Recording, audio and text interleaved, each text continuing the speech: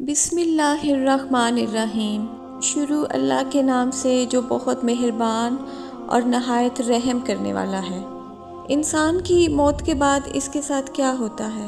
اس کی روح آخر کہاں چلی جاتی ہے؟ یہ ایک ایسا سوال ہے جس کا جواب آج تک کسی مرنے والے شخص نے اس دنیا میں آ کر کسی کو نہیں بتایا، لیکن انسان جب سے اس دنیا میں آیا اس سوال کی جستجو میں رہا۔ دراصل جب انسان اس فانی دنیا کو چھوڑ کر جاتا ہے تو اس انسان کی روح اس کے جسم اور دنیا کو چھوڑ کر ایک ایسے مقام کی طرف سفر کرتی ہے جسے عالم برزخ کہتے ہیں۔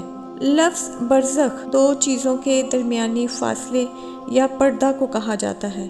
اس عالم کو عالم برزخ اس لیے کہتے ہیں کیونکہ اس کا آغاز موت اور روح قبض ہونے سے لے کر قیامت قائم ہونے تک باقی رہتا ہے۔ برزخی زندگی دنیاوی زندگی سے بہت لمبی ہوتی ہے، لیکن وہ بھی ایک دن ختم ہو جاتی ہے۔ اللہ پاک سورہ مومنون میں فرماتے ہیں، اور ان کے آگے ایک آڑ یا پردہ ہے اس دن تک جس میں یہ اٹھائے جائیں گے۔ عالم برزخ میں پہنچنے کے بعد انسان کا آخرت کی طرف سفر شروع ہو جاتا ہے۔ مرنے کے بعد تمام انسان اس عالم میں رہتے ہیں۔ مومن کے لیے برزخ جنت کی طرح ہوتا ہے۔ روایات کے مطابق دنیا میں انسان کی روح قبض کرنے کے بعد قبر میں روح کو ایک بار پھر سے اس کے مادی جسم میں منتقل کر دیا جاتا ہے، جہاں پر منکر اور نکیر اس سے سوال جواب کرتے ہیں، اور اس کے بعد اس کے اعمال کے مطابق دو نورانی فرشتے اسے آسمان کی طرف لے کر جاتے ہیں۔ اگر روح نیک ہو تو اسے علیین نامی ایک عالم میں چھوڑ دیا جاتا ہے، اور اگر روح بری ہو تو اسے سجین نامی ایک عالم میں چھوڑ دیا جاتا ہے۔ علیین اور سجین عالم برزخ کے دو ٹھکانے ہیں جو نیک اور برے لوگوں کے لیے خاص ہیں۔ علیین میں موجود روحوں پر اللہ کی نعمتیں نازل ہوتی ہیں، اور یہ نیک لوگ بہت اچھی جگہ پر ایک دوسرے کے ساتھ موجود ہوتے ہیں۔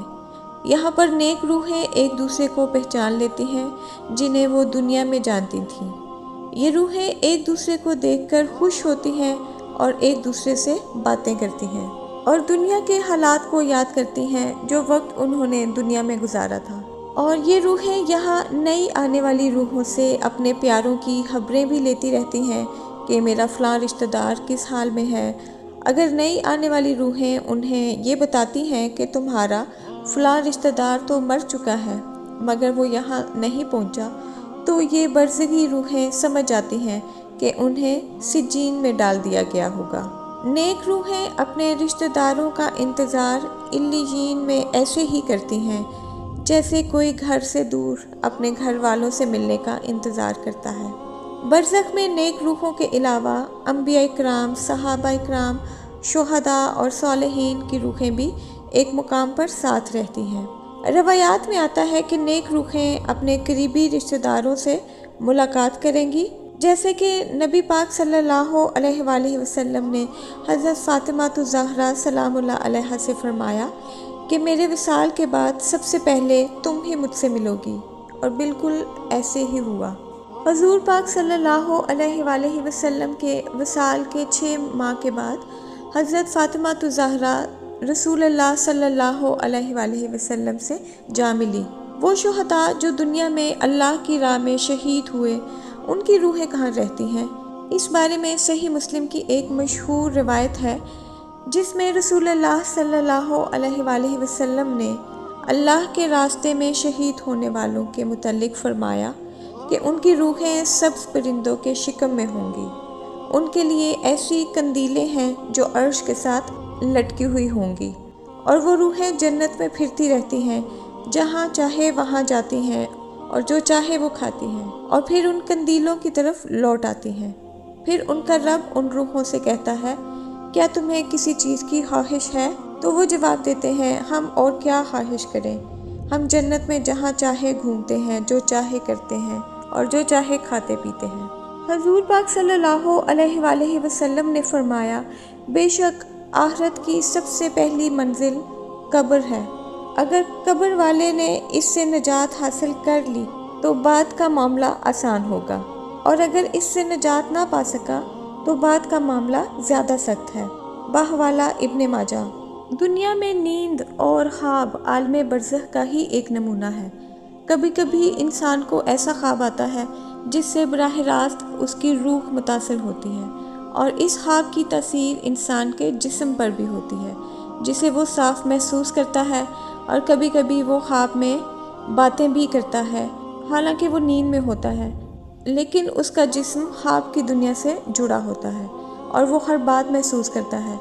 اسی طرح برزخ میں جب انسانی روح جزا یا سزا پاتی ہے تو اس کا اثر قبر میں موجود جسم پر بھی ہوتا ہے۔ حضرت عبداللہ بن عبید رضی اللہ تعالیٰ عنہ سے مروی ہے کہ مردے کو جب قبر میں رکھا جاتا ہے تو وہ جنازے میں آنے والے لوگوں کے قدموں کی آواز سنتا ہے۔ نبی پاک صلی اللہ علیہ وآلہ وسلم نے فرمایا، قبر جنت کے باغوں میں سے ایک باغ ہوتی ہے یا دوزخ کے گڑھوں میں سے ایک گڑھا، یعنی مومن کی قبر میں جنت کی خوشبوئیں آتی رہتی ہیں اور کافر کی قبر میں دوزخ کی گرمی، وہاں کی بدبو پہنچتی رہتی ہے۔ آئیں اللہ سے مل کے دعا کریں کہ مرنے کے بعد ہماری قبر کو جنت کا باغ بنا دے اور عالم برزخ میں ہمارا ٹھکانہ نیک روحوں کے ساتھ علیین میں بنا دے، آمین۔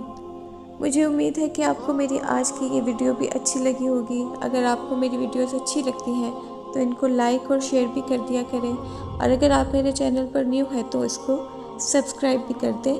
ویڈیو دیکھنے کا شکریہ۔ اللہ حافظ۔